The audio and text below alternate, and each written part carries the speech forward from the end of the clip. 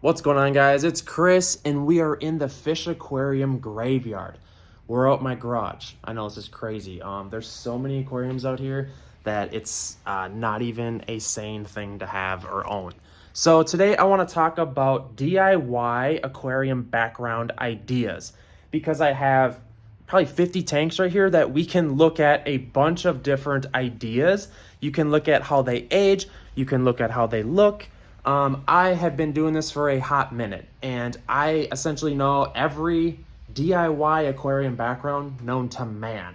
So let's take a look at some of these backgrounds. Here is a blue one on this 75-gallon aquarium, and that is a really common color. It's kind of like that royal dark navy blue-ish, and essentially that is an idea for you. Literally just paint the back. You can use all different kinds of paint.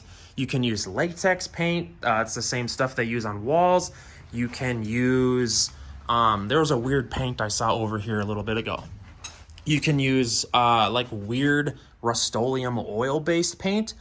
The reason I can tell that is because it's thick and it's runny. I don't know, painting is pretty much the easiest and cheapest background on the planet for fish tanks. The next option you could do is using black paper or a colored paper. And essentially what you do, I keep saying that, essentially what you do, you buy this at Walmart. You can get the sheets for like $6 a piece. And if that's the back of the aquarium, all you do is put it on there and you tape it on there. It's not rocket science. Do I like this method more than paint? No, because what happens is water and moisture gets behind the tank, and it doesn't take long before your piece of paper looks like a piece of bacon.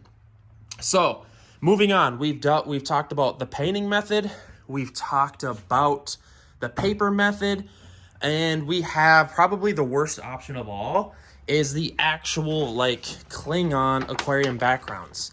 These things are so cringy I could barf. Like, here, let me pull this apart. Look at this. Like, how was that something cool 10 years ago or 20 years ago? And I don't know. Don't get me wrong. If you want a solid color of one of these Klingons, that's not bad. But I'm not a fan of these Klingon backgrounds. It's just like, just paint it. I don't know. These things, half the time when you do the Klingon thing, especially if it's a longer piece like this, it turns out not so great. Hey, it's Whiskey. Whiskey. Hey. You playing around in that 480-gallon acrylic tank? So yeah, guys, we're on to 3 methods. Those are probably the top 3 most common DIY backgrounds. The next option, let me see, that is painted. And what you can do is rattle can it. It's really easy, cheap. That looks good. I like the look of that. There's a blue one right there. Black is my all-time favorite color. You guys probably know that. Most of my tanks in the house are black. So I'm trying to find, that one's black as well. Whiskey, what are you doing? What are you doing? Actually, there's another kitty in here.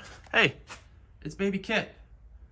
These two are arch nemesis. Baby Kit versus Whiskey. Where'd he go? Well, he's gone. So, what other options do we have? We talked about painted, Klingon. Here's a 3D background. This is pretty sick. I made this out of spray foam. This is an acrylic 90-gallon tank. I wish we had more light here. Is there a way I can turn on the light on my phone? You can kind of see it though. It's kind of like this, the Great Stuff black expanding foam. I have a bunch of videos on this stuff. So if you're looking to do it, oh, that tank just smells like a trash can in Puerto Rico or something, dude. It's bad. Sometimes the cats pee in the tanks if they're substrate. It's absolutely a nightmare. I love kitties, but when they pee in my fish tanks, I'm gonna lose my mind. Guys, check out this 480-gallon. This is a sick build. Above it is a 360-gallon tank. This is just an open tank. It's 3 feet wide, but like 7 feet long. Absolutely bizarre, huh? Look at this acrylic tank here. That's what happens, Chris. People give these tanks to me all the time because acrylic, you can't clean it. Essentially what you have to do is wet sand it and buff it. And a lot of people are afraid of that. But they're more expensive and have a higher clarity rate to see through them than glass. Oh, here, check out this painted background. This is what happens like when moisture and stuff gets involved with the painted aquarium backgrounds. Sometimes it peels. And the cool thing about paint though, more of it's peeling right there. The cool thing about paint though is that you can just paint over it. Yeah, look at that tank. That's hideous. Look at one point, this is tank number 20. That's what he identifies as. What the heck was I going to say about this tank? This was given to me for free. I'll probably have like 2 or 3 hours into like buffing that. So even though it's cool and all that I got a free tank, there's a lot of time invested there just getting that tank. What size is that bad boy? It's got to be 55 gallons. Please mind the trash in here. Here's an acrylic tank. What's weird is this acrylic tank has the side painted. So maybe that's like a sump of some sort. Here, let's flip the cam. Well, guys, I think we basically covered all the grounds of DIY aquarium background ideas. There's painted, Klingon, 3-dimensional, paper, and then that's really about it. Maybe you could, I'm trying to think, you can buy the 3-dimensional ones from like, there's a bunch of fancy ones online. Too expensive for my taste.